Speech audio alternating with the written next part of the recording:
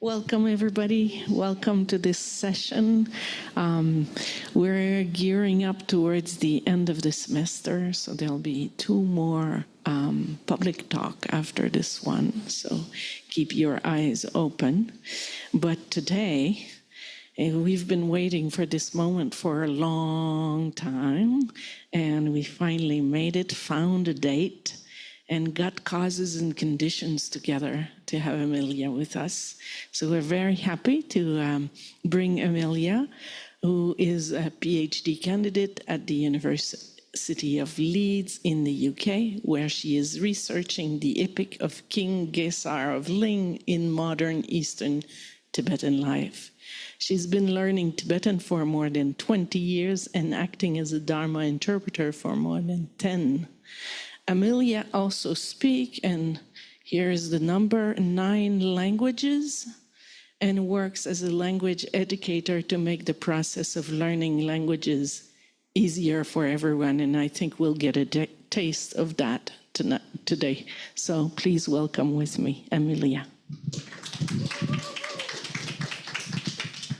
Hello, everyone. It is very exciting for me to be here and give you this lecture. As she mentioned, my name is Amalia Rubin.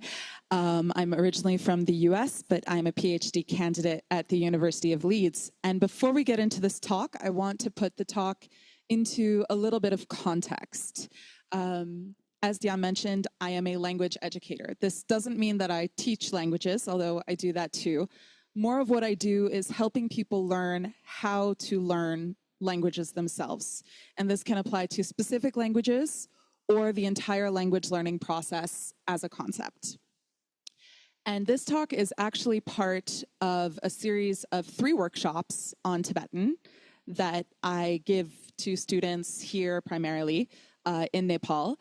And the idea, again, is to take concepts that we may even be familiar with, such as the alphabet, but still struggling with the details on, struggling to move it from something I know to something that I feel comfortable with, something that I understand the reasoning by, something that resonates. And so today's lecture is going to be Demystifying the Tibetan alphabet, or why the Tibetan alphabet actually does make sense. So coming in, I hope that you have at least a vague knowledge of the Tibetan alphabet, but even if you don't, this will hopefully be useful for you in the future, not only for learning the Tibetan alphabet, but some of the concepts will probably be very useful for learning other alphabets as well. So I'm very, very excited to present this to you. The other thing I want to start with is the fact that this specific lecture that I'm giving here today is based on the dialect that is taught here at RYI. There are numerous Tibetan dialects. They are not mutually intelligible. The dialect that's taught here at RYI is the central dialect of Tibetan, and in specific, it is the exile version of the central dialect of Tibetan. So pronunciations that I discuss here are going to be based on that. I might make notes on other dialects, but that's what we're going to be concentrating on today. Of course, if you do have questions about other dialects, don't hesitate to ask. This is also going to be very participatory, so please don't feel shy about participating or asking questions during the actual talk, although, of course, if you're online, those will have to wait until the end for anyone who's online, and I apologize for that. So to get started, let's talk about patterns in the alphabet structure. Now, for those of you who know the alphabet, and for those of you who have the little alphabet card in front of you, does anyone need the alphabet card? We've got a couple people who need it. Here we go. We have a whole bunch of alphabet cards, so if we can pass that to anyone who needs them. You'll notice that the alphabet is written in a series of 4 columns. This is very unique. There are other languages that do this, but frankly, not a ton of them. And so if we understand the way these columns work, we can understand the way that Tibetan works. And to do this, and to do it in a way that's nice and familiar, I'm going to start by telling you all the classical fairy tale of Goldilocks and the 3 different kinds of aspirational consonants. I'm sure you all grew up with that one, right? You didn't? I'll have linguists for. Okay, anyway, for those of you who actually might not be familiar with the fairy tale, because it is very specifically European and from the European sphere, essentially it is a horror story about home invasion. Yes. No, but thank you for asking. So this is a horror story about home invasion. Three perfectly wonderful bears are just having their day, go out to do stuff when a very entitled young lady marches into their house, tries out all of their furniture, eats their food, and eventually falls asleep in their beds. And the whole thing could be seen possibly as a metaphor for Western imperialism, but that's a discussion for another time. The key part is that we have Mama Bear, Papa Bear, and Baby Bear. And they all have very specific needs and desires. And then, of course, we have Goldilocks. Not really sure what she's doing there, as usual. Now, the main part I want to go in on is their beds. Mama Bear's bed is too soft. We all know this, right? Papa Bear's bed is too hard. Yes, thank you. Like I said, this is participatory. Shout that out. Baby Bear's bed is? Yes. All right, good. And Goldilocks, we are not sure why she's here, but she is, unfortunately. Now, you're probably thinking, what on earth does this have to do with the structure of the Tibetan alphabet? Except it works perfectly. Let's start with the very first letter of the Tibetan alphabet. And as we go into this, many of you are probably familiar with the Wiley system of transcribing. Wiley is good for transcription, arguably. It is terrible for pronunciation. It does not match Tibetan pronunciation at all. So a lot of what I'm going to tell you today is going to run contradictory to anything you've learned with Wiley. Please roll with it. So this first letter is pronounced ga, ga. This is actually like the C in the word scar as opposed to the C in the word car. Watch. Scar, no flutter. Car, do you see the paper flutter a little bit? Scar, no flutter at all. Car, the paper flutters. So this is pronounced ga, ga, ga. There's zero flutter. Can you give that a try? This is actually very difficult for native English speakers. We want zero flutter at all because we're not used to that. This letter G is probably the closest one here. It's definitely not a K. This is closest to a G sound, but if we want to be very particular, this is a non-aspirated K, all right? Functionally, the closest letter is a G. Now, if Mama Bear's bed is too soft, and that letter is ga, what do you think the next letter is going to be? Exactly. So it's going to be ka, ka. You see how the paper flutters really hard there? Ka, ka. Yeah, it is really hard, right? So that is our Papa Bear. That is ka. That is too hard. Harder than the K in English. Now, our third letter is going to be our Baby Bear letter, and that is going to be ka. Ka is closest to the English letter K, all right? Ka, ka. You see how there's just like a mid-level flutter there? Mid-level flutter? Ka, ka. So that's what we're aiming for with this. All right, so we've got too soft, ka, too hard, ka, just right, ka. All right? And then finally, we have our fourth letter, nga. She is not a bear, and we do not know why she is in the house.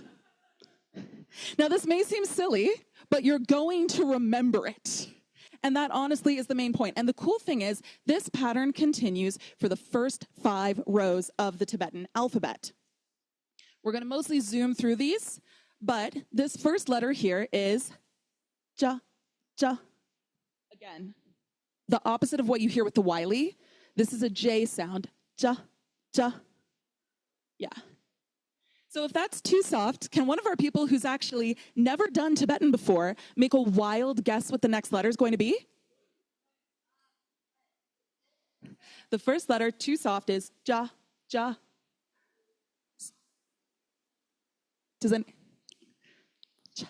Cha, yeah, it's a very hard cha sound. So it goes from this soft ja to this hard cha, cha. So if it goes ja and then cha, from too soft and too hard, what do we think our third letter is going to be? Cha. Now this is closest to an English CH. Again, the Wiley is tricking you here. The Wiley says it's a J, but for all my Tibetan language students here, and frankly anyone who's hung out with Tibetans, how do Tibetan people tell you to drink tea? Cha tong. They don't say ja tong, do they? Cha tong, right? Cha tong. So it's much more of a natural to the English CH sound. And then we have nya, once again, not a bear. Not sure why she's in the house. Our next row, again, we start with mama bear. Too soft. That is ta, ta, ta. Now this ta is like the T in tar as opposed to the T in star as opposed to the T in tar. So watch again. Star, absolutely zero flutter. Tar, we do have a flutter, right? So when you're trying this is ta, ta, ta. It has no flutter. Perfect. So if it starts with ta, and that's too soft, our Papa Bear letter's too hard, what's it going to be? Ta, ta. So it's that same T sound with a lot more breath to it. And our Baby Bear just right is going to be ta, ta, like an English T, very much so, absolutely. Goldilocks is nah. We are not sure why she's here. As usual, next row, we're going to just kind of zoom through these now because you know the pattern, okay? So we have ba, ba. This is once again like the P in spar versus the P in par. Spar, par. See that? It's subtle, but it's there. So it's ba, ba. That's our mama bear. She's too soft. Papa bear is too hard, so it's going to be? Absolutely. Pa, perfect. Baby bear is just right, so it's going to be? Pa. Yeah, this is actually closer to a P sound. Now, again, Wiley flips these two, but what's the word for a Tibetan? In Tibetan? Pepa. Pepa. It's not bepa, it's pepa, right? So that third row is pronounced closer to an English P, and that first row is pronounced closer to an English B, although frankly they are their own sounds. Then we have ma, once again, our outlier. And then for our final row in this section, we have za. And then what's our next one going to be? If too soft is za. Ta, absolutely, great job. And then our third one is going to be ta, ta. Yeah, and then finally we have wa. Now, the last 10 letters, they don't follow this pattern, but that is something to actually learn in your Tibetan classes, and I am more than happy to answer questions about that later.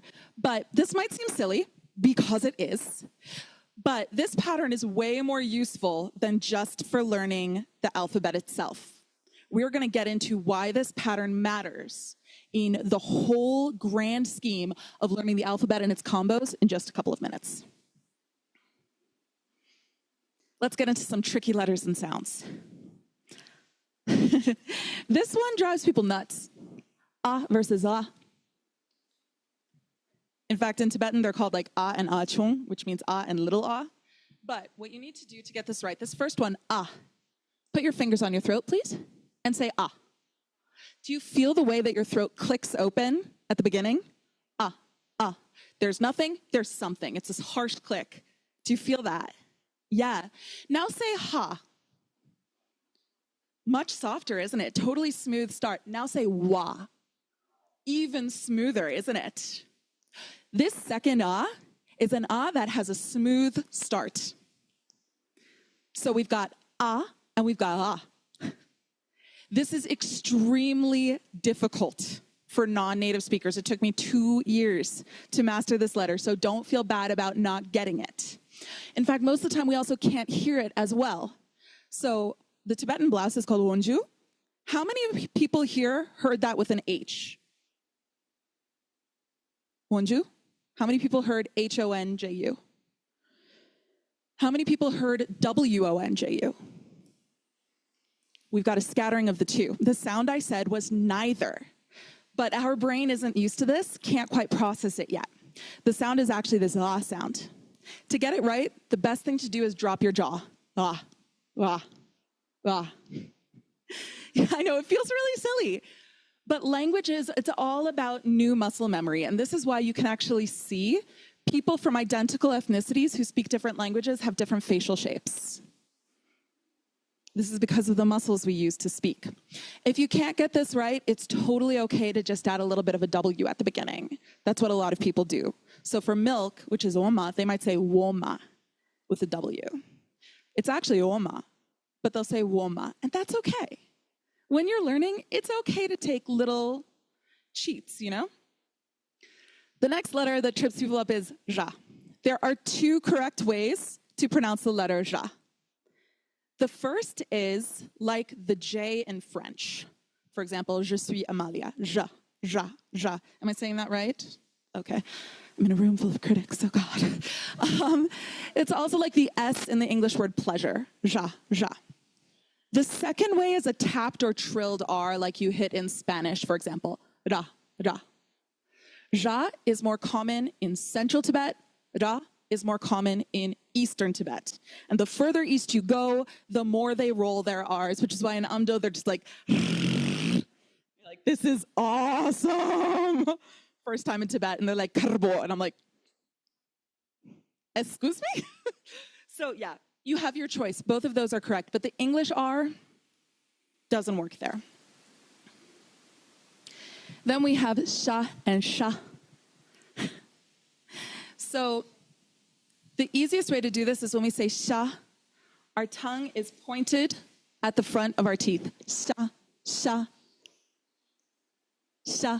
When we say sha, our tongue is rounded and a little bit further back from our teeth. Sha, sha. You guys got that so much faster than my other students. Oh my gosh. I should lecture at RYI more. There's tonal differences, but it is worth noting that not every dialect of Tibetan is tonal. And luckily, because there's only 2 tones in Tibetan, it doesn't matter that much. Unlike other languages where it can really define context, in Tibetan, it's good if you have the chance to learn it. We don't have the time for it today. That's okay. And if you don't learn it in the beginning, you will be okay. It's great if you do, but all right. And then back to Goldilocks. All right. So I've already told you this fantastic story. When we are looking at Tibetan sounds, we have this question, which is, when do sounds change? We already know that there are several consonants that if they're root letters and we put a head letter or a prefix letter, if you've never learned Tibetan, I am so sorry. But know that Tibetan has prefix letters and head letters. If you put a head or a prefix letter, the aspiration gets softened. There's several letters that do that. But the thing is, there's several letters that don't do that. How are you supposed to remember which ones do and which ones don't? I mean, you can go with the sheer memorization, but frankly, that's just not the best way to learn something. What if there's a logic behind it? There is. So the answer is, it has to be just right. Now think about that logically. Let's imagine we have a bed. This one looks like it came out of a 1950s psych ward, but it was also freely available on clip arts. Now, if you have a bed that is absolutely terrible, it is sinking to the ground. You know those awful metal camping cots? Yeah? Can you make it, is putting another pillow on it going to help? No. Good God, no. Now imagine you have a bed that is way too hard, something we have all experienced here in Nepal, where the interpretation of a box spring is just box, no spring. And if you have a bed that is too hard, you can't change it, exactly. It's unchangeable. Now imagine you have a bed that's all right. If you put a memory foam mattress pad on it, or a nice pillow, can you adjust the bed to make it closer to your liking? Absolutely. So the rule is the same here. If the letter is too soft, a head letter or a prefix letter, not going to impact it. If the letter is too hard, that head letter, that prefix letter, can't do anything to make it softer. But if you have a letter that's just right, we can adjust it. We can put a pillow, which would be our head letter, or a prefix letter, which could be our mattress pad, for example. So let's look at some examples of this. Feel free to hit me with questions if you're suddenly like, your metaphors have gone off the rail. We no longer know what's going on. I'm running on jet lag and caffeine. So for example, the Tibetan word for what is Kare, yeah. So that first ka is pronounced very similar to an English K, kare. But who here knows the Tibetan word for like or love? Ga, yeah, ga, bo, ga. That's much more of a softer sound, isn't it? Again, if we take our tissue, kare, kare, kare, little flutter, ga, bo, nothing, ga, ga, ga, no flutter at all. Why? Because ga has a prefix letter. We have softened this just right letter. How about the Tibetan word for head?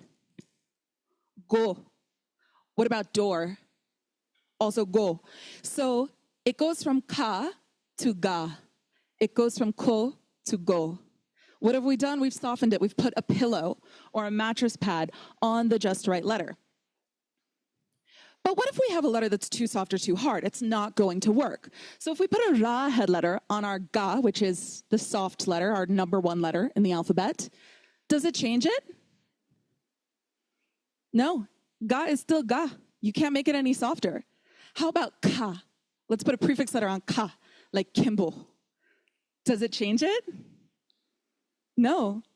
The ka in kimbo is the same ka as it would be without a prefix letter. So if it's too soft or too hard, nothing's going to happen. Are we following so far? But what, I hear you cry, about subletters and suffixes? Again, for those of you who haven't learned Tibetan, I'm so sorry. I promise it's actually an easy language. There's just a lot of little bits to learn. What about subletters and suffixes? Well, let's take a look again at our psych word bed. The choices were limited. If you have a bed, even if it's just right, and you put a pillow underneath it, does that impact how soft the bed is? No, of course not. That would be silly. What about if you put a pillow at the foot of the bed? Exactly. Does it change the overall furniture look of the room? It makes an absolute mess, yes. This is valid commentary. It changes the overall look of the room, but does it impact how soft the bed is? No. So suffixes and end letters are going to change the overall look of the syllable, the overall sound of the word, but they absolutely will not impact how soft the aspiration of the root letter is. Let's take some examples. Let's go across our top row. Gayata kya, kayata kya, gayata kya. So once again, even with these combinations, and of course in Eastern Tibet, yes, kya. I apparently have the hearing of a 10-year-old, which means I hear everything and listen to none of it. Okay, but what we see here is we've got kya, no movement at all, kya, hard movement, kya, mid movement. So even with the subletter, although the shape of the sound has changed, the softness is exactly the same, isn't it? An example that might be a bit more difficult for people, because at least kayata, we're like, okay, we understand that combo. That combo makes sense. But the bayata combos, they mess people up. Why should a B sound plus a Y sound be a CH sound? Don't worry, we're going to get to that. But we have the same rule here. Bayata cha, payata cha, payata cha. So it still goes cha, cha, cha. See that? I'll give you another angle. Cha, cha, cha. So it's still going to go too soft, too hard, just right, even though we've put a letter underneath it or a letter at the end. It doesn't matter. This works the other way as well. So who can pronounce this word for me? Tro, absolutely. So tro means grain. And because this is ka, it's still got that mid-hardness sound. So tro, it's like almost like an English T, mid-level hardness. Tro. But if we put a prefix letter on it, what word is this? Dro, dro. All of a sudden, it's completely softened, hasn't it? So the sound is still the same. It's still this TR-ish sound, but it's gone from mid-hard, tro, to soft, dro, just by adding the prefix letter. So the point of this is to say, and of course this is most commonly seen in the name Joma, right? To say that the only way you can soften a sound is by putting a theoretical pillow or a theoretical mattress pad, a head letter or a prefix letter, on a bed that is just right. There are lots of other ways to change the furniture in the room. There are lots of other ways to change the sounds, but softness can only be impacted in these ways. Does that make sense to people? Yeah, we're good? Awesome.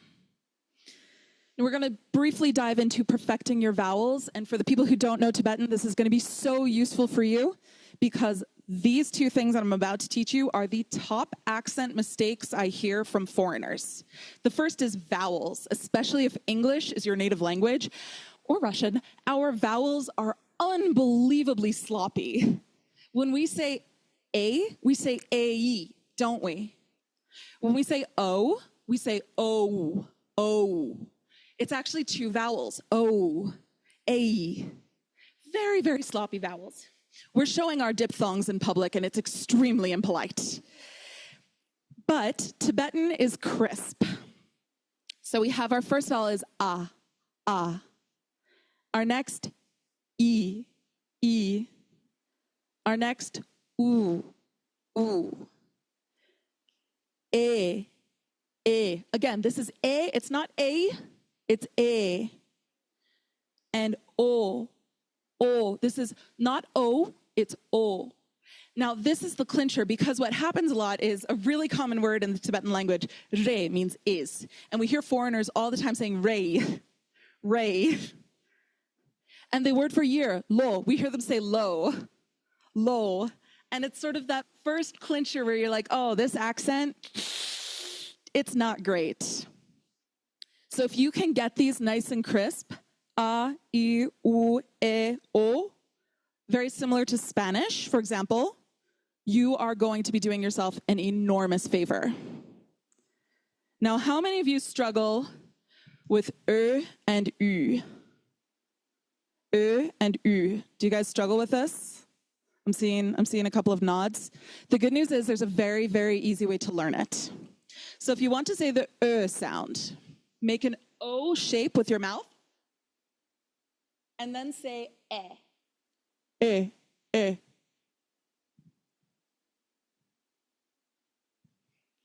That's literally it. If you want to say the U sound, make an oo shape with your face, and then say E. U. There you go. That's it. That's all you need to do. Now, you're probably thinking, how am I going to use this in daily speech? That's okay. Remember, language is about muscle memory. You are going to have to practice this. It's going to be very unnatural at first, and that is completely normal. It's the same as if you start a new sport. The first few times you play, you're going to be sitting there, and you're going to be like, I cannot remember what to do. Or learning to drive a car. That first day where everything's terrifying and then eventually it becomes muscle memory. This is the same thing. So yes, it might be weird to sit in your mirror going, okay, O face E sound, U face E sound, U. But it will actually help you learn how to pronounce these sounds properly. So I do encourage you to do it. It will also freak out your roommates, which is potentially a benefit depending on the kind of relationship you're trying to foster. The other huge accent issue we see with foreigners learning Tibetan is the ending of sounds. In English, our sounds do not end crisply. In fact, when we have a syllable that ends in a consonant, we almost have a syllable and a half. For example, cap, cap, cap, right? We kind of have cap, pa. I'm overemphasizing it here, but we do have it. Same with lamb. Look. Yeah, there you go. And it's, again, worth noting that in some dialects in Eastern Tibet, they have not crisp endings, especially in Amdo, but we're talking about Central Tibetan dialect. In Central Tibetan dialect, when a syllable finishes, it is done. It is over. It is terminal. So these same sounds, the word for needle is cup, You see my mouth closed for the P, but I don't say cup. I say cup, right? I don't say lam. I say lum. Lum. Useful one. That one means path, right? I don't say lok. I say lo. Lo. It's actually a glottal stop. That's why so often that ending K is just completely dropped. Lo. So if you can master having really crisp endings, you are doing yourself a huge favor in learning Tibetan in the future.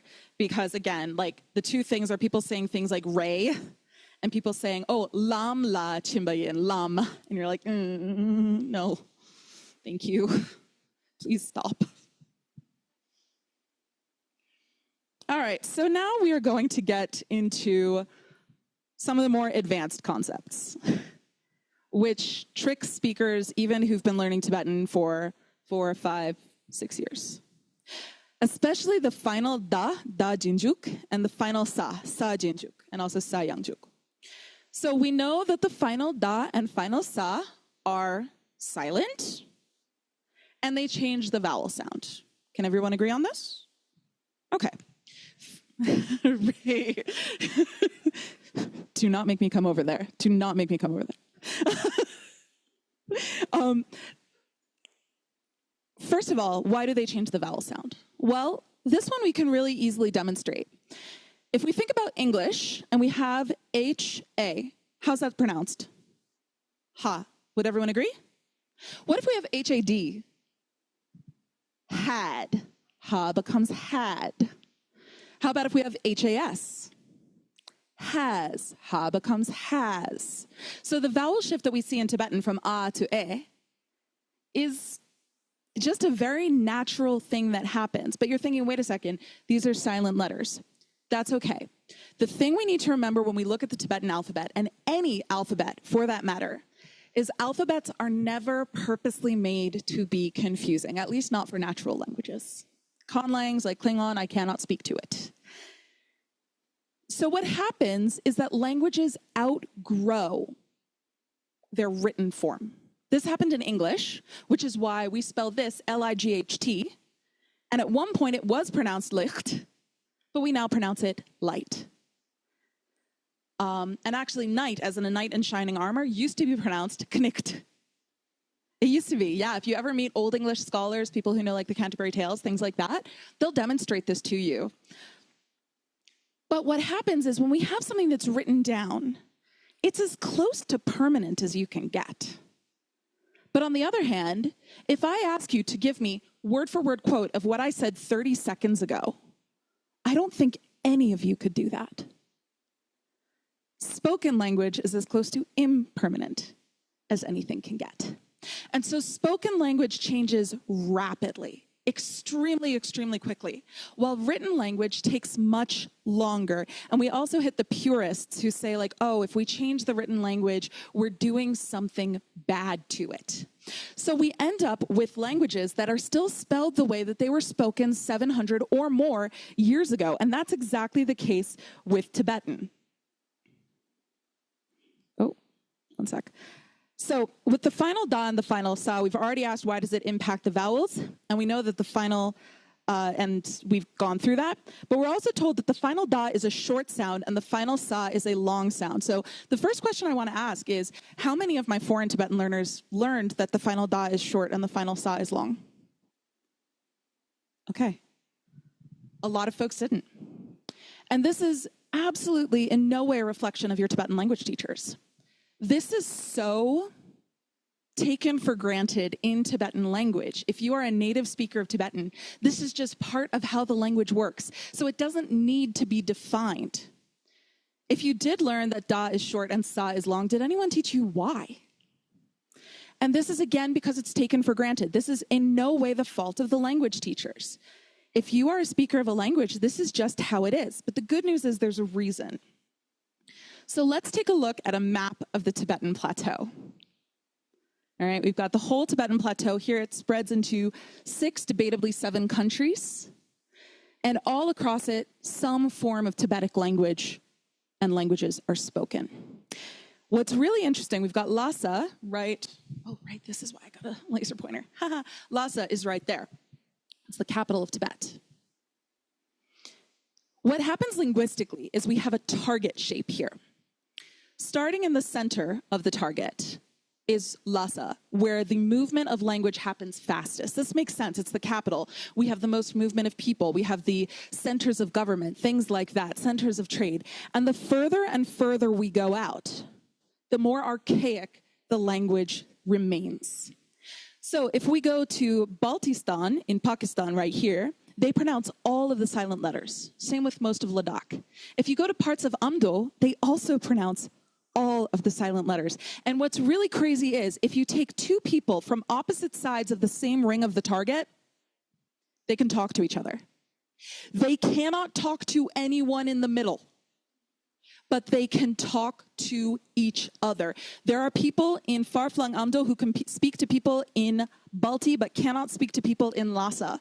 There are people in Ngari who can speak to certain people in Kam, but cannot speak to people in any of the other rings. This is the way language works around the world. This is not unique to Tibet. This is how language evolution works. So if we go to some of these outer rings where they still speak with this much older dialect, we hit some interesting things. The first is that they still pronounce the silent letters. This is why if you have any Ladakhi friends, they might have names like Stanzin or Deskit, which are essentially the literal spelling and pronunciation of the Tibetan words. In fact, the word Tibetan in Ladakhi is bodskad. Badnaro bodda, bodsagataskadaskad, bodskad. They pronounce every single silent letter. It would be the same as if I said light was licht. And this answers almost every question that comes up for why does Tibetan do what it does. Taking that back to the final da and the final sa. Again, da is short, sa is long. We could memorize this, but it would be very easy to mix it up. What if I told you we can figure it out purely based on logic? Logic that anyone can do whether or not they speak Tibetan. Let's take two words. We've got Yanaroye Sayu and Yanaroye Dayu. This first one, Yanaroye Sayu, means hair, not as in the hair on your head, but as in like the rabbit that has seen God and not quite recovered. And Yanaroye Dayu, which means existence. Well, imagine for a moment that we are not speaking modern Central Tibetan, but that we're speaking either archaic Tibetan or Ladakhi. How would we pronounce this first word? Yos, absolutely. How would we pronounce the second word? Yod, great. So let's take that yos first. I want you to take yos, and I want you to say it out loud, and I want you to extend the s sound as long as you possibly can. Go for it. Keep going. Fun fact, this is also your annual tuberculosis and lung capacity test. We're seeing who is and is not qualified to travel to Tibet. This usually gets very competitive towards the end. I swear I heard a breath over there, but I'm not going to call it out. It's fine. Anyway, it goes on for quite a while. Honestly, round of applause for that. That was impressive. Now, if we say yod, I want you to extend the d sound. Exactly. It is completely impossible. It is a sound that cannot be extended. Now, over time, the sa and the da became silent, but their impact on the length of the sound remained. And we even see this when sa is a secondary suffix. Because, for example, la ga la means hand. La, right? We've got that nice crisp ending. But la ga se, la, like we use for our teachers, how do we pronounce that? La. We say gen la, trashi la, tsiring la. We don't say gen la, trashi la, tsiring la, do we? Because in the old days, this would have been pronounced lux. Lux. It just draws out a little bit until it naturally peters out when you run out of oxygen, which is very easy at 15,000 foot altitude. This is also why a lot of people say chashtele instead of chashtele.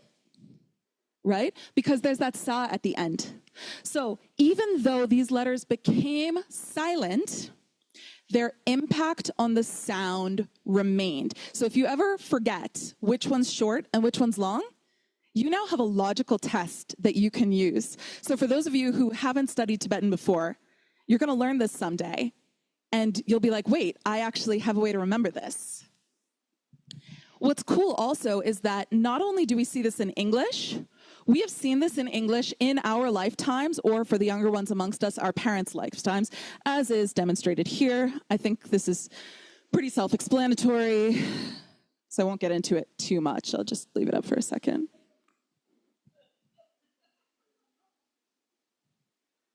Anyway, yeah. The point is we do this in English all the time. But what that was actually showing, that was genuinely showing something. And I'm about to explain what it was showing. That was mapping out pronunciations of some words, specifically words like button or Tibetan. Now, when I was a child, this was pronounced button, button.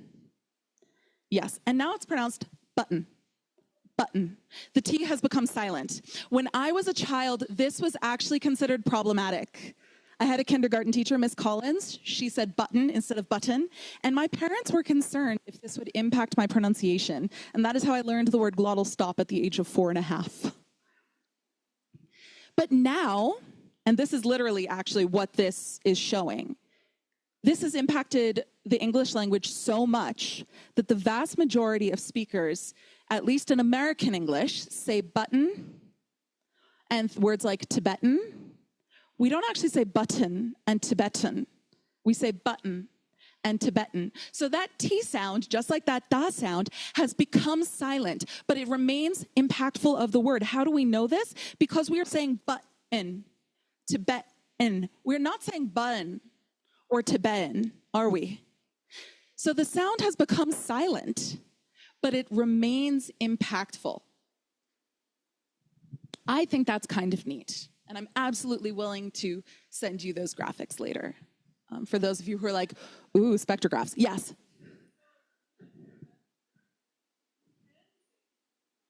You can. It depends on the dialect. So probably not. If it's not the right dialect, they won't. This is a fantastic question, because the other difference here is that the issue with button versus button is that the change has happened in the last 40 years, while the issue in Tibetan is that the change has happened hundreds of years ago. So it is no longer a recognizable form of the word in most dialects, but there absolutely are some, like if you go to Amdo, they will absolutely pronounce the da at the end of the word. They'll also probably understand you if you don't. But that's, again, further out on the target. So they're speaking a more archaic dialect. But yeah, fascinating question. You are most welcome. All right, moving on to why do the combos do what they do? All right. It seems illogical, doesn't it? Why would a B sound plus a Y sound equal a CH sound? Now, first, before we get too judgy, why does a C sound plus an H sound in English make ch? Answer me that. At least in Tibetan, there genuinely is logic for it. Because once again, what you need to go back to is this idea that there was a time where every single one of these sounds was pronounced. And interestingly, you'll still hit that. So if you go to Baltistan, their word for rice is bras. The word for rice in Baltistan is bras. Barata brasa bras. Yeah. So again, what we need to do is figure out what happened over a period of about 700 years. So let's take this bayata. If we were to pronounce it very literally, how do you think we'd pronounce it? Bya, absolutely, bya. So now what I'd like you all to do is very quickly and very repeatedly say bya again and again. Bya, bya, bya, bya, bya, bya, bya, bya. A few of you are already making a bit of a sh sound. Did you notice that? A few of you are going, pya, pya, pya, pya, pya, pya, pya, pya, pya, pya, pya, pya, pya. That, I'm hearing that little bit of a sh sound coming in. Excellent. Now, if you go to Kaminamdo, they absolutely pronounce it bayata sha. It's a sh sound. So it became bya, became sha, became sha, became cha. It's not illogical. It's actually very logical. It's what our mouth wants to do. It is the path of least resistance. But what we were just demonstrating in 20 seconds, we're talking about 700 years of linguistic evolution to make that happen. This works with all of the combos. So one that really trips people up is the karatatra. First of all, why should KR end up with a TR sound? And secondly, why is it not like tra, like in Spanish, for example? Why is it tra? Well, let's try it again. Say that ka, ra, kra, kra, kra, kra, kra. Say it a whole bunch of times, really fast. Kra, kra, kra, kra. We've already got some clicking happening. Very quickly, it moves into kra, kra, kra, kra, kra, kra, kra, kra, kra. Am I saying kra or am I saying tra? It's hard to tell, isn't it? Our mouth automatically starts moving towards this tra sound. And this is also why it's not tra, it's not tra, it's tra, tra. With the tongue curled up, touching the roof of the mouth about 0.5 centimeter back from the teeth. Tra, tra, tra, tra. Because it comes from this kra. Kra became tra over time. And we see the same thing with mayata becoming nya. If you say nya, and you say it a lot, try it. You sound like an anime of kittens eating. I definitely just did that for my own pleasure. But actually, you might have noticed that it does very quickly switch to a nya sound in your mouth. Nya is difficult to say. Nya is easier to say. Again, your mouth is going for the path of least resistance, and we are just demonstrating in 20 seconds what took 700 or more years to develop linguistically. And interestingly, as noted, some regions do continue these pronunciations. So hopefully that answered combos. So once again, the rule, if you're trying to remember what a combo is, what it does, and this is tripping you up, do that little game. Literally, just pronounce it as quickly as you can a whole bunch of times and see what your mouth chooses to do, and you will almost always end up with the right answer. This is the one that causes people to have mental breakdowns, and I'm not just talking about myself. Prefixes and head letters are silent. I believe we can agree, yes? Except when they're not. It's fine. I've been working through it with a therapist. But this is a really genuinely frustrating one for a lot of students. We learn that our prefixes and head letters are silent, and then all of a sudden we get all of these examples where it's not the case. For example, what is the Tibetan word for 10? Just shout it out. Chu, great. What is the Tibetan word for 4? Shi, great. What's the Tibetan word for 14? Shubshi. All of a sudden that ba prefix, which was silent on shi, we don't say pshi, we say she. Suddenly it sounded, but we have been told that these letters are silent. What is going on? Good news, we have rescue helicopters. No, seriously, we have rescue helicopters. It comes down to something that can be demonstrated with helicopters. Now, this next piece of information that I'm going to give you is proprietary. I have used it to win a lot of money in bar bets. If you had to take the word helicopter and you needed to splice it into the 2 parts that make up the word, how do you think you would do it? Heli and copter. How many of you agree? You're all wrong. But that is actually what most of us think, and there's a whole linguistic thing that happens here with things like that and hamburger and other words that are related to it. That is a lecture for another time. Weirdly, the actual splice is helico, as in helix, and pter, as in like pterodactyl. Pter means wings, dactyl means fingers, because they've got wingy fingies. And so that is actually how it splices, and this is how you can win some bets with your friends who didn't come to this lecture today, and now they owe you money. But the thing is, we don't say helicopter, and we don't say pterodactyl, do we? We say helicopter. So what exactly is going on? Well, once again, in English, just like in Tibetan, we have certain situations where the old letters that we have now dropped come back into play. And so I like to call this the helicopter rule. The rule itself looks a bit complicated. Don't let it freak you out. because I'm going to give you a whole bunch of examples. The helicopter rule works like this. In a multi-syllable word, if the preceding syllable ends in a vowel, then the following syllable will have partial pronunciation of the prefix or head letter. I see at least one person looks like they're getting hot. Should we turn the fans on? Are you guys good? Or are you heating? What's the general view? You're good? Mostly good? Okay, just checking. So going through that again, in a multi-syllable word, so it has to be at least 2 syllables.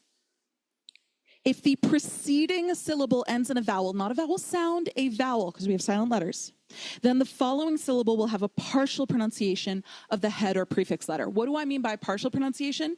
We say chupshi. We don't say chupshi, do we? We just get like almost 1/3 of that letter ba there. Chupshi, just a tiny bit. So let's look at some examples. Who can read this syllable for me? Sang. Yeah, but it has a ba prefix letter. So we have ba, zanga, sang, bao, sanga, sang. Okay, so we say sang, we don't say psang. Why don't we say psang according to this rule? Exactly, it is not multi-syllable. There is only 1 syllable there. Perfect. Now, who can pronounce this next one for me? Sangmo, very popular name, but we don't say psangmo, we say sangmo. Why don't we pronounce it here according to the rule?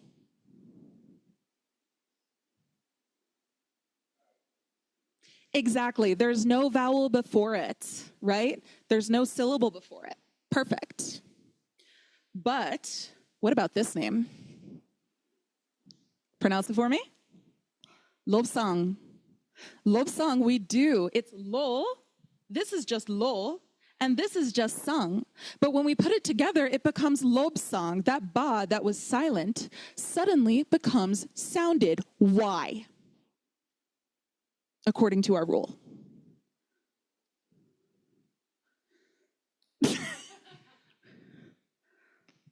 Someone was teacher's pet. Yes, you're right. But the short version is that lo ends in a vowel. Thank you. Let's take another name. How about this name? Who can pronounce this name for me? Kilsang. Kilsang. But it's not Kelbsang. Why? Why don't we say Kelbsang? There's no vowel preceding it, absolutely. And this one is the one that trips people up the most. And this is the one that you'll hit the most variance in with dialect. How do you pronounce this name? Yeah. Chisang. Not Chipsang. Why? Yeah, it has a vowel sound, but it doesn't actually end in a vowel. We've got that silent sa there. This works for head letters as well. And I'm also going to give you a visual representation of this. For those of you who are more visual learners, don't worry. What is this syllable? J, absolutely. This is the syllable J. It's got a rango, ra head letter on top, but we don't say rje. Why? No vowel preceding it, or it's also a single syllable word. There are multiple ways in which this cannot have it. So, how about this lovely name here? J Milarepa, yeah. But we don't say J Milarepa, why not? First of all, it sounds weird, yes. That is actually a valid reason, because like we said, it's path of least resistance. But that is actually a valid reason. But according to our rule, what's the reason? There's nothing before it. Great. But how do we pronounce this name? Dorje. We've got 2 syllables here. We've got do, we've got j. But when we put them together, it becomes dorje. All of a sudden, that ra head letter is pronounced why? Do ends in a vowel. Absolutely. But hey, we don't pronounce it on top of the do. Why is that? No preceding. This rule works, I'm going to say, around 99% of the time. There's always exceptions because language is a living thing, but this is what it is. And again, we don't say dorje, we say dorje. We don't say lopsang, we say lopsang. And interestingly, the closer you go to the center of that target, the more silent these letters are. You go to Lhasa, there are a lot of people who say doje and losang. And when you go further, you get people who will say dorje. So they'll start to pronounce that ja. Okay? But for our purposes, this works very well. Here's another way to think about it. Imagine that a word is a house in Tibetan, and a syllable is a room in that house. Our letters, as we already know from Goldilocks, they're the furniture. So the start and the end of a word are walls. And if we have a house that has multiple rooms in it, there are doors between those rooms. I think that makes sense, right? Well, let's look at 3 different doors here. If our door is closed, can you see into the next room? What if our door is even just closed with a curtain? Can you see into the next room? No. What if our door is open? Yeah, we can't see the whole room, but we can see part of the room. In the very same way, if we have any letter closing off the syllable, even if it's a silent letter, which could be our door curtain, we cannot see into the next syllable. But if our syllable ends open with the vowel, we can look in and see a little bit of the next room, of the next syllable. And again, this trick works the majority of the time. Here's a few really, we'll get into the nasal N and then we'll get into a few really common examples. One part that trips people up especially is when we have a prefix a or a prefix ma, ao and mao, because they make a bit of an sound when we get that miniature pronunciation. But think about it. If you have a m sound, an m sound, what's the real difference between and If you were blindfolded, do you think you'd be able to hear the difference? To the person who just said, yes, I would agree with you. No, you cannot. So it is just this kind of nasalization. And same with the ah. Ah is just this very unique sound. So the miniature version of it is that sound. Let me give some examples. Indeed. Who can pronounce this word for me? It's a very common word, or very important word, not a very common word. Kundin. Kundin. The first is ku. The second is din. But we get that little bit of an because we've got that ma there.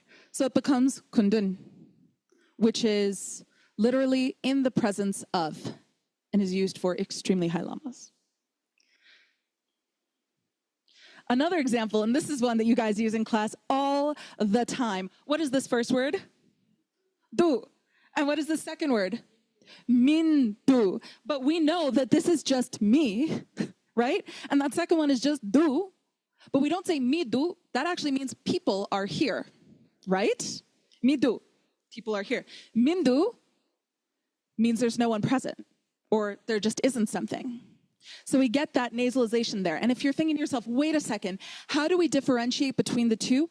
That's where the rule comes into play. Mindu is a multi-syllable word. It is a 2-syllable word. And so that's why we get the hint, that n in there. Mi and du are 2 single-syllable words.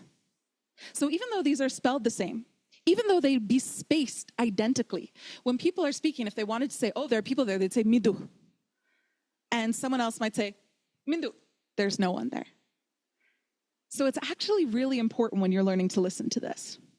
But this rule, like I said, works about 99% of the time. Here are some other really common examples. Kumbum Monastery. You guys probably heard of it. It is spelled ku, body, bum, 100,000. But there's an ao. So we get that hint. It becomes kumbum. It should actually be more kumbum, but it was written down by Westerners who didn't actually speak Tibetan at the time. Amdo.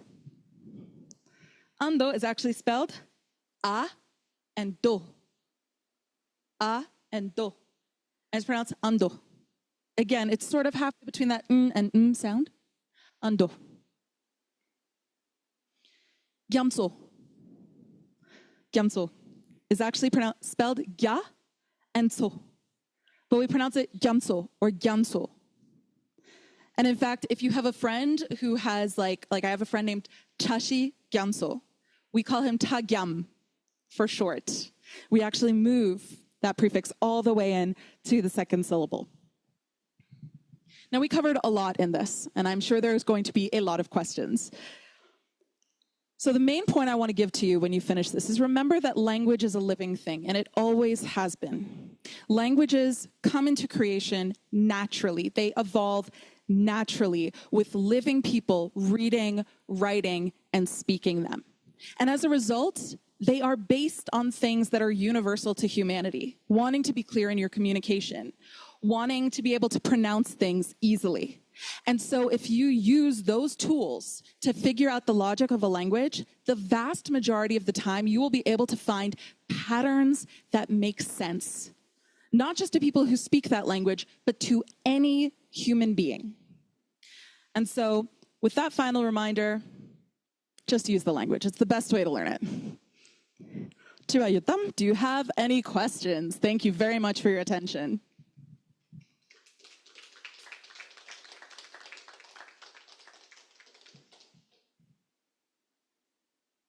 I'm here for it. Any questions?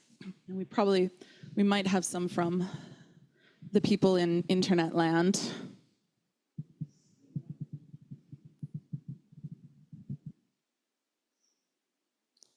Comments, questions, thoughts, concerns, night terrors. Yeah. Great.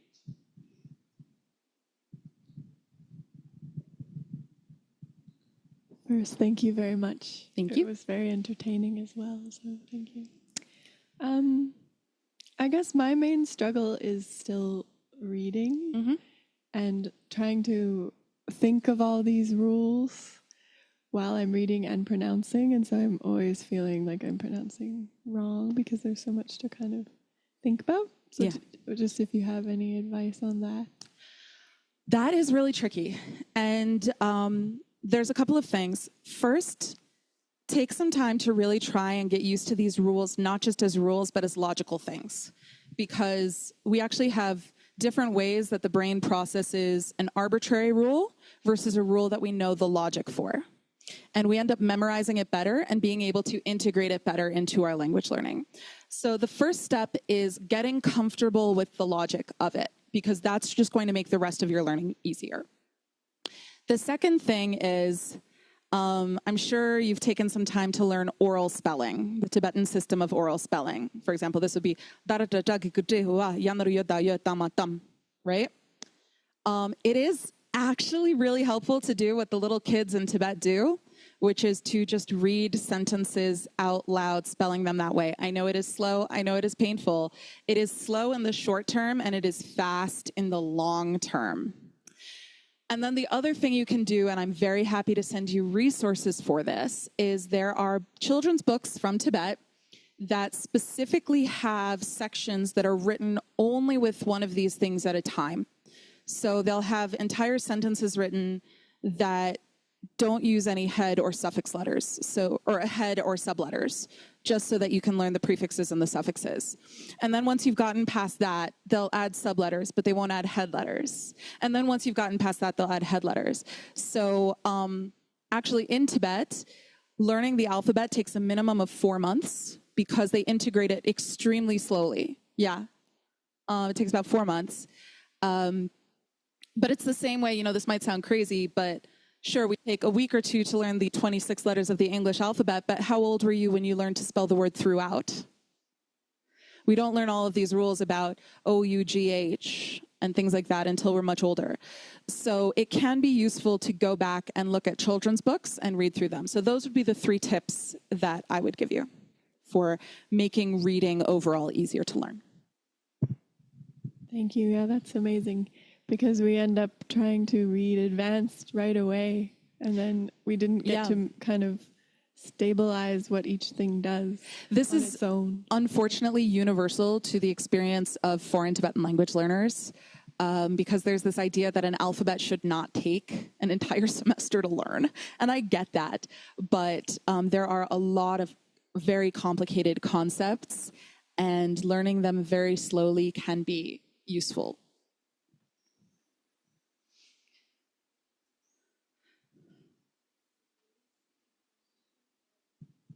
online. So what are the best resources to learn Tibetan by yourself? Ooh, like the alphabet and reading. Unfortunately, I don't know the answer to that question. I have resources from Tibet that are very useful if you have a friend who can help you study. I can try to look into what resources exist, and I'm honestly working in my non-existent free time on trying to write a comprehensive alphabet study book, but I don't really know what exists for learning the alphabet completely by yourself at this point in time. All right, thank you. Unfortunately. Oh, we have a question here. Yes, yes. And of course, if people do know a good resource, by all means share it. Just because I don't know it doesn't mean you shouldn't.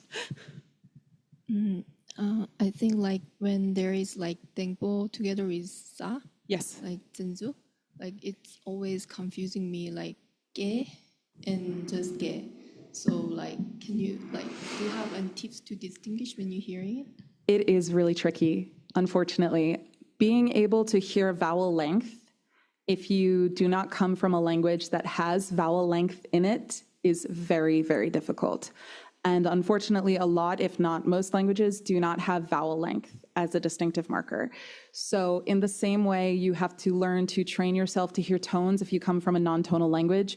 You have to learn to train yourself to hear this. And one of the best things you can do is, I believe you actually, was it you who sent me a list? And I really appreciated that, was if you can have a selection of Tibetan friends record the pronunciations for you one at a time. And you want to have multiple people so that you're not just picking up one person's accent. You can start to train with that. And then you can even make a sort of audio memory game out of it, whereby you have to listen and you have a little guide and you can be like, oh, you know, number 27.mp3, I think it's this, and you can check yourself. There's sadly no easy solution to that one other than training your ear, and that's not easy. You have my total sympathy. Can you then answer the other question of za and za? Like, when you hear it, I don't really distinguish the sound change, but I think I can pronounce it. Are you talking about like in the single row with the little flag?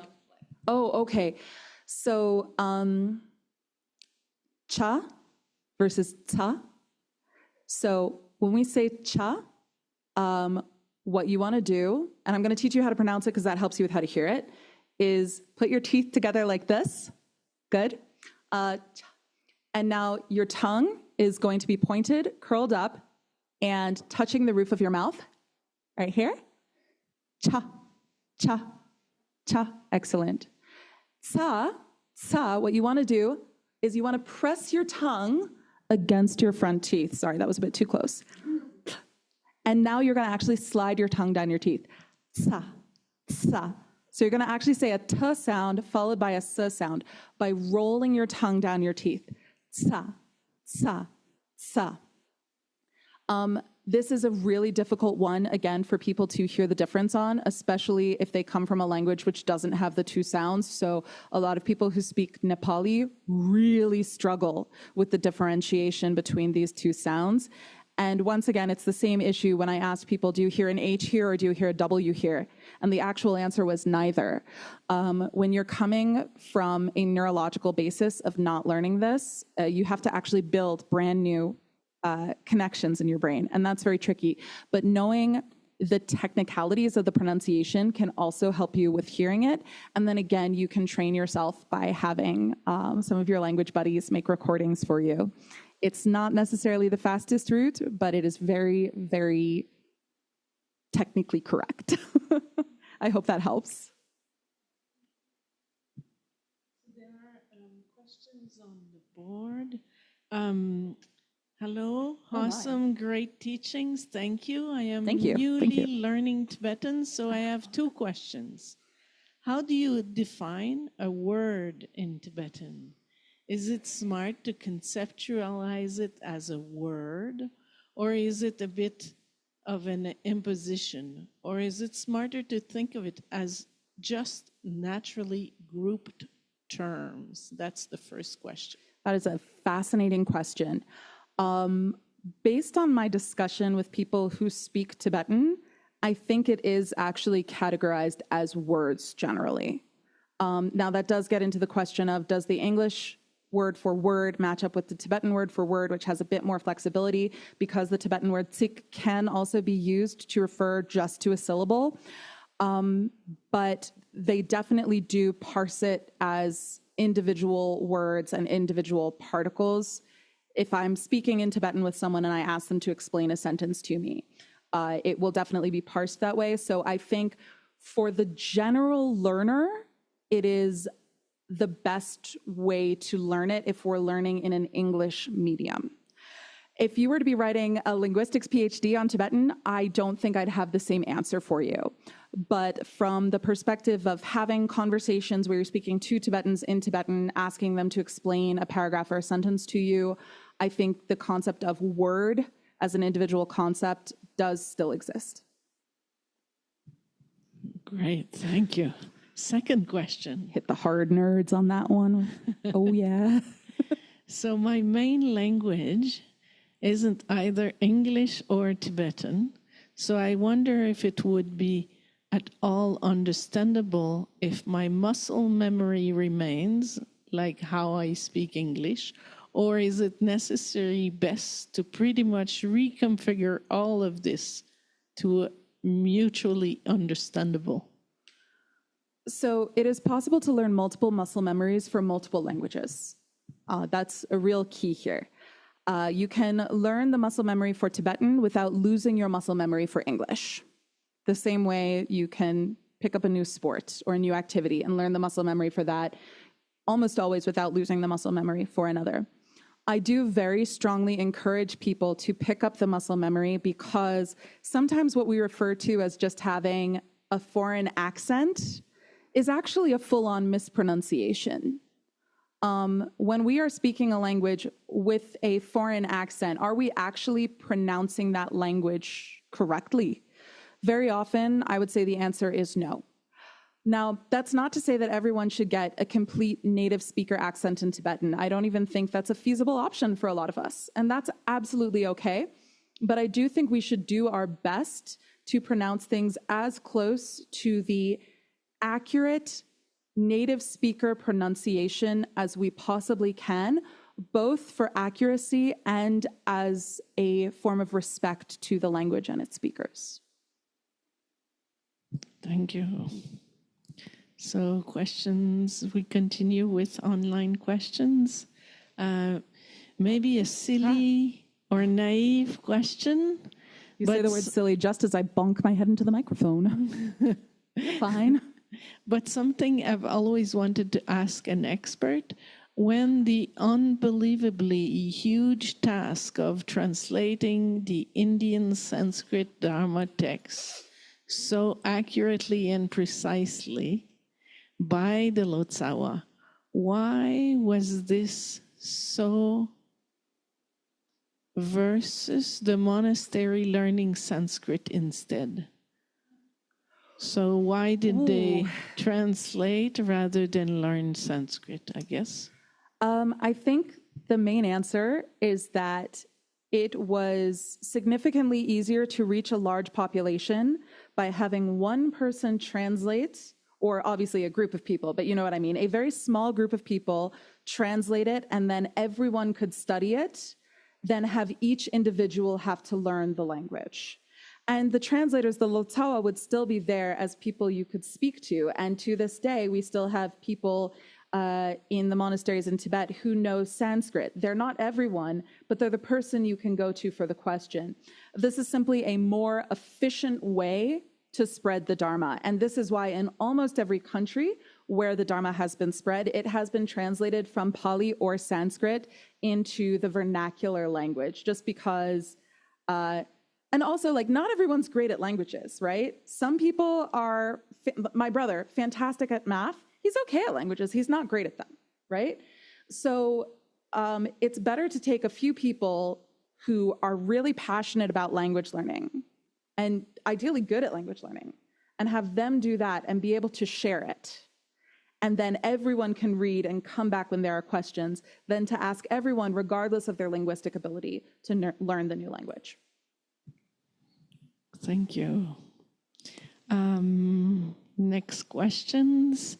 Thank you for the great talk. Do you have any recordings online so I can listen to the rules you explained today? Fortunately, this was recorded, and RYI will be posting it on the RYI YouTube, if I'm... Yes, Okay. YouTube, and there'll be also a SoundCloud. Also on the SoundCloud. So this will be online. I also do intend eventually to make a series of videos where each video just explains one rule. I haven't done that yet because life is busy. But I do absolutely intend to do this. But this will be online probably in a few days, not sure how many, but in a few days. And then you are very welcome to watch it and leave comments, and I'll check the comments so that I can reply to you folks. Wonderful. So one more question that is coming up, general question. Isn't it said that the written Dharma language is not a vernacular, but a language constructed for the Dharma? Well, that is the Dharma language in particular, but Tibetan is a vernacular language. And so the two cannot be completely separated. So the Dharma language is a secondary language created using a natural language to represent another language. So while it has been secondarily constructed, it's not constructed from scratch. No one created a brand new language just to represent the Dharma in Tibetan. They took an existing, naturally evolved language and then adapted it, which was a constructive act, and which is something we're currently doing in English to properly represent the Dharma. But it is still absolutely based on a natural language. And so especially when it comes to the alphabet, all of those rules still exist. But that's a really fascinating question about sort of the nature of constructed language versus natural language. Thank you. Any other question? Mm-hmm. Yes?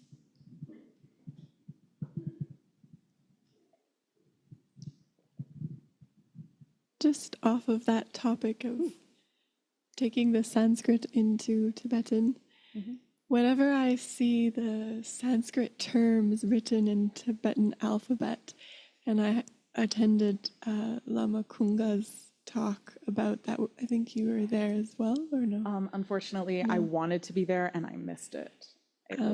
It's quite a mystery and quite, unfathomable to me about why, like for this person's question of why would you turn it into Tibetan rather than use Sanskrit, but then it makes sense in some ways. It's similar to transliterating it into English. Those are transliterations of Sanskrit into Tibetan. But there are certain examples that I'm always asking about, like Pema. Like Padma is a really pronounceable sound in Tibetan, but then they change it into Pema. And different things like that, like Vajra is a... Benza, Benza. And do you know anything about this, or like Absolutely. Resources to explore? So both of those, Pema and Benza, are great examples. Absolutely great examples. So what's really interesting about these is one of them has been translated into Tibetan, and one of them remains in Sanskrit, even in the colloquial. So when we're speaking Tibetan, not in terms of mantras or titles in Sanskrit, we say dorje instead of vajra, right? Because that ja, ra, a sound is absolutely not one that exists and has ever existed in any form in natural and indigenous Tibetan. So even if you go back and read, you'll never see like a ja rata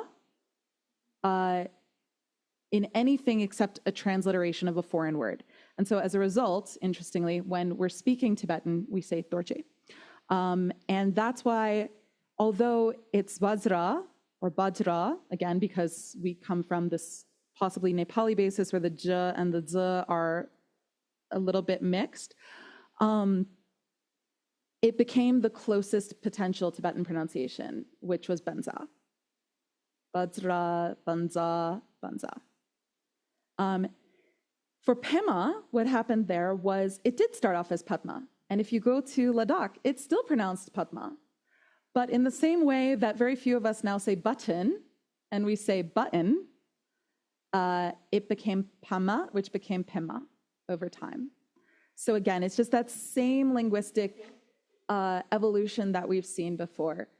People want things to be easy to pronounce, and they also want them to be pronounced based on the language that their people have been speaking for goodness knows how many millennia. It's the same reason if you hear like Americans speaking, pronouncing Sanskrit words, it frequently ends up interesting. I mean, we once came up with a list of words that should be just illegal to be pronounced. Do you have any final questions? Because I think we have a couple more minutes. Exactly, yeah. Om mani padme hum versus Om mani padme hum. Absolutely.